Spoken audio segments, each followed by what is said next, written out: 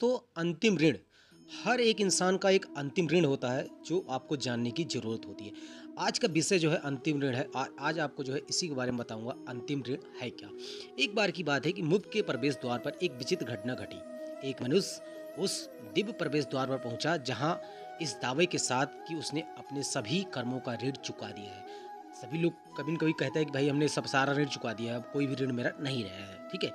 लेकिन ऋण चुका दिया परंतु प्रवेश द्वार ज्यों तो बंद रहता है। वो द्वार उस आदमी के लिए नहीं खुलता है। द्वारपाल ने उस मनुष्य की कर्म फाइलों की गहन समीक्षा और कई जटिल गणनाओं के बाद निर्धारित किया कि एक अंतिम ऋण अभी भी चुकाया नहीं गया है। अब वो व्यक्ति सोच में पड़ गया कि आखिर ऐसा कौन सा ऋण रहेगा जो मैंने खुद नहीं चुकाया। द्वारपाल ने कहा, ऐसा प्रतीत होता है कि तुम्हें किसी एक व्यक्ति को क्षमा करना है, उसके बाद ही तुम यहाँ प्रवेश कर पाओगे।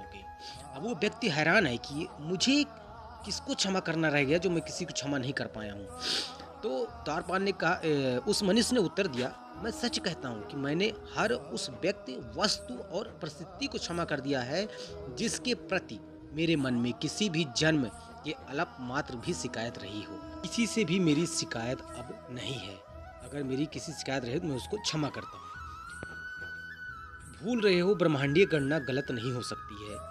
फिर उसने एक थैले से एक छोटा सा दर्पण निकाला और कहा, अस्तित्व का यह दर्पण है, तुम उसका उपयोग अपने सभी जन्मों को फिर से देखने के लिए कर सकते हो। द्वारपाल ने कहा कि एक ये ब्रह्मांडीय गणना है, ये गलत नहीं हो सकती है।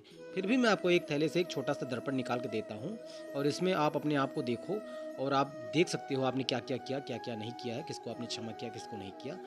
उस व्यक्ति या वस्तु को पहचान पाओगे आप। तो व्यक्ति ने बोला, ठीक है। अपने सभी जन्मों को घंटों तक देखने के बाद वह मनुष्य उत्साह से दौड़ता हुआ वापस लौटा और बोला, मुझे वह आखिरी व्यक्ति मिल गया है जिससे मुझे क्षमा करना है। द्वारपाल कहता है, वो कौन है? तो वह व्यक्ति बोलता है, वह स्वयं मैं हूँ। मैं अपने सभी पापों के लिए स्वयं को कभी क्षमा नहीं कर पाया। मैं दूसरों को तो क्षमा करता गया, लेकिन मैं अपने खुद के किए गए पापों को मैं कभी भी क्षमा नहीं कर पाया। अब मैं अपने हृदय की गहनतम गहराई से खुद को क्षमा करता हूँ और अपराध भाव से अंतिम ऋण से मुक्ति हुई आत्मा के लिए मुक्ति का भव्य द्वार उसी क्षण खुल जाता है दोस्तों।